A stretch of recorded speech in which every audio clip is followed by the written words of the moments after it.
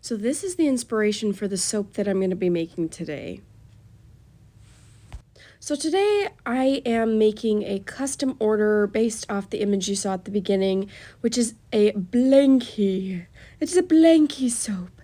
I've tried to do these before in different kinds of designs, and it's always fun to do a layered soap. So I do have a lot of layers. I do have to do some math to make sure that I have the same amount of fragrance oil. And it's not the same amount in each layer, it's the same percentage. Because if I do more in one layer, that layer might discolor differently than a different layer. And I don't want that. The usage rate for colorants also I want to be really congruent to make sure one layer is not super pigmented and the other is barely noticeable the color. So this layer does not have any colorants, but it does have kaolin clay and it does have fragrance oil. So if I did put a different amount in this one than the other ones, even though it's non-colored, it would still make a difference. And I'm just putting in a little bit of texturing. This, I just wanted it to be a soft layers. I spoke with the customer, and she didn't really want like the crisp, sharp layers. It's a blanket, so blankets don't have crisp, sharp layers. It's soft. So these edges are a little bit soft on the layers rather than those really crisp lines. And you'll have to forgive me, I'm a week and a half into a sinus infection, so my nose is sounding a little nasally today.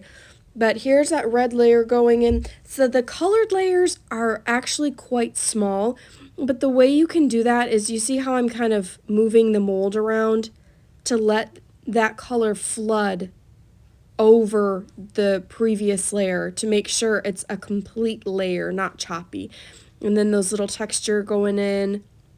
So it's a bunch of little layers that I do one on top of another. They're all measured exactly.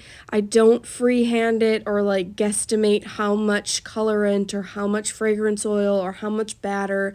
I actually measured it out and did the math, which is really cool and really hopeful because I am not a huge math person, but I think sometimes we actually can get into trouble saying I'm not this kind of person or I'm not that kind of person, and we don't actually try something that might challenge the way we think. And soap making has definitely done that. It is science, it is math, two things that I am historically not very good at. It doesn't come easy, it doesn't come naturally, but if I can do it, I feel like anyone can. Sometimes we greatly limit our options because we think, oh, I can't do that or I can't do that. But we can. You can teach old dogs new tricks. And honestly, as long as you're alive, there is hope for learning and growing as a person. So that's just something that's super hopeful to me every time I have to use math for making soap. So another layer going in.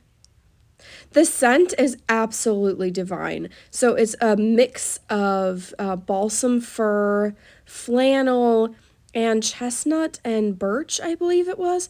They're 3 blends from the Midwest Fragrance Company. And they do accelerate, which is actually a really good thing for layers. You can see that white layer that I just textured was super solid. I was basically just skimming the top to get some texture on there. And it's still pourable. See, it's not like setting up rapid fast, like I can't even get it into the mold.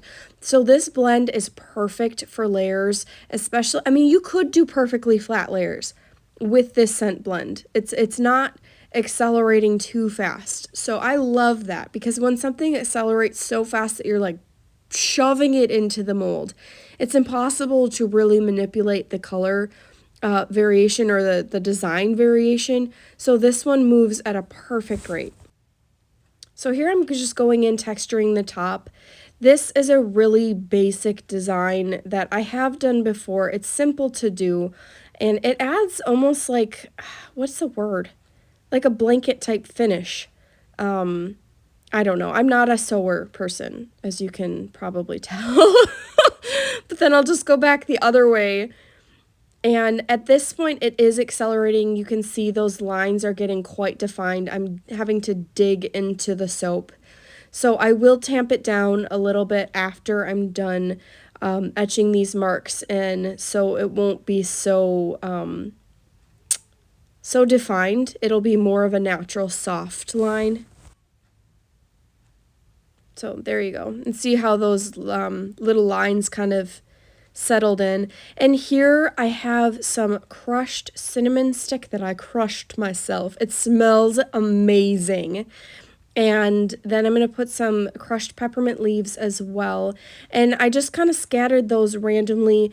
The cinnamon sticks I do need to place strategically only because my soap cutter would drag those through when I actually cut them. So I did need to be a little bit more strategic about those. And it was supposed to mimic laying a picnic blanket on maybe the forest floor, like you're going into the woods to have a picnic, you're bringing your favorite blankie, and then you lift the blankie up after you're done with your picnic and little bits and bobs are stuck to the bottom of the blanket. So that's what that is representing.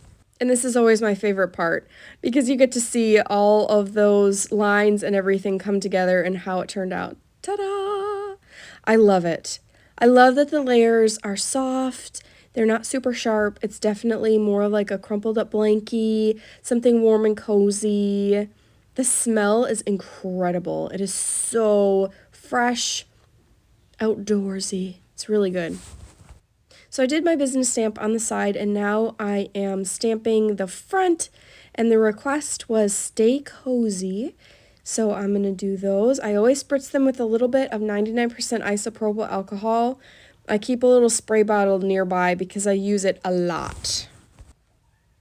And then I use my rubber mallet. These I'm stamping directly after cutting. I get that question a lot. When do you stamp? Because obviously in a video you can't tell when I'm stamping.